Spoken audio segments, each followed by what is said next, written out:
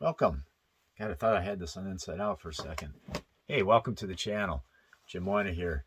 And today is T minus 22. Oh, there it is. 22.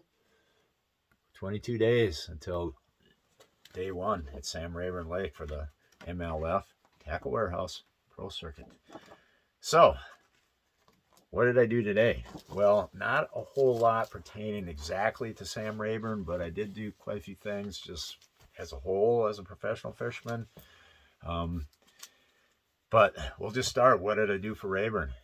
Not a whole lot. I got in maybe about an hour's worth of just researching some YouTube stuff.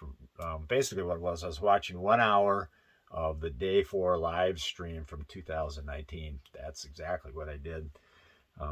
As soon as I'm done with this video, right before bedtime here, I'll probably try to get in another half hour, maybe an hour or so of it, and before I go to sleep. So that, but now there's 3 other things I did do, as a professional fisherman today, and that would have been, I did some travel planning for some tournaments later in the year. So, for example, I got some campground reservations on the Harris Chain Lakes in Florida at Fisherman's Cove, which I've stayed there several times. It's a little pricey. It kind of sucks, but I like the location, and they got a exercise facility there, which you can use that anytime. So I don't know, it's a little pricey though. Don't like that part of it. But anyway, so I got that. So I also made campground reservations for Pickwick Lake at the Pickwick, I don't know, it's the state park down by the dam. That's where we're going out of.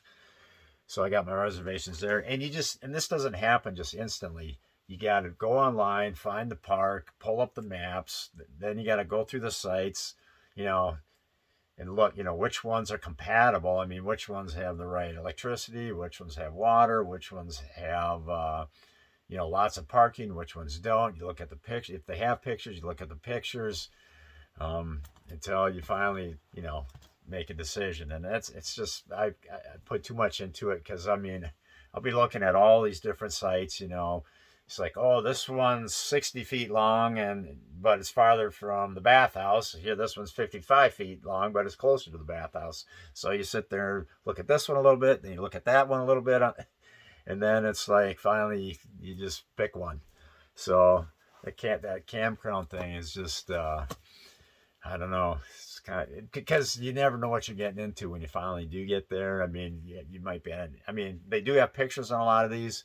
Not always though. So sometimes you might get there and it's at an angle like this, or you're like this, or there's no room to take your camper and put it anywhere. Or the one time, I got there, it literally was just a room for like a truck, and that's it. And I'm like, well, how am I going to set this up here? And blah, blah, I had the lady out there helping me, and she's like, yeah, this really isn't the greatest site. Plus, it's really dangerous because that limb's ready to fall right at any moment. And then I'm like, in my mind, I'm going, this is a really dangerous site, and you're just going to rent it to me? So anyways, you never know when sometimes you don't know what you're getting when you finally do get there. So anyhow, other travel plans. So also I was looking into what should I do after I'm done at Rayburn. It's kind of looking like I'm just going to drive straight from there over to the Harris Chain, which I'll still be getting there before the off limits even starts. So then I'm thinking, well, maybe I'll put in a couple of days of practice on Harris before the official cutoff. And then, so I was looking at that, some options there. I didn't book nothing. And then after that tournament, then I was looking like, okay, where am I going to next after that? Do I want to just leave my rig down there and fly back from Tampa or Orlando, fly back home, and then fly back down to eventually have the tournament, the Harris tournament? I think I might be screwing you up, confusing you. Okay, I'm driving from Rayburn. I'm getting into the hair chain before the off limits goes off limits. Okay. Then I'm going to store the stuff, maybe, or fly home, or I'll just drive home. But I'll leave my boat down there regardless, because I'm actually lending it to a teammate of mine, Chad Randall's.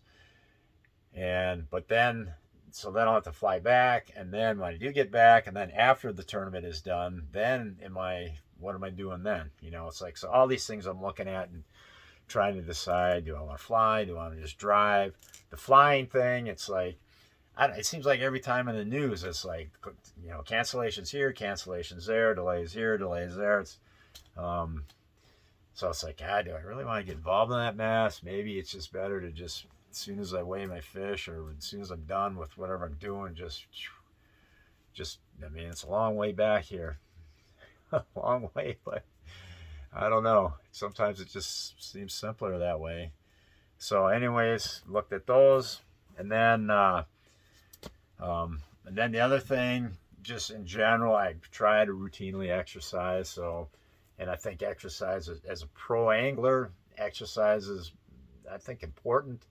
As a recreational angler, not so much, but as a pro angler, it's just it helps build up stamina. It helps it helps me stay leaner and meaner. So that's important.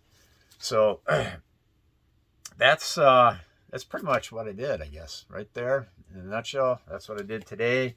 I didn't do any tackle organizing or straightening out. Didn't even look at it. Didn't even touch it.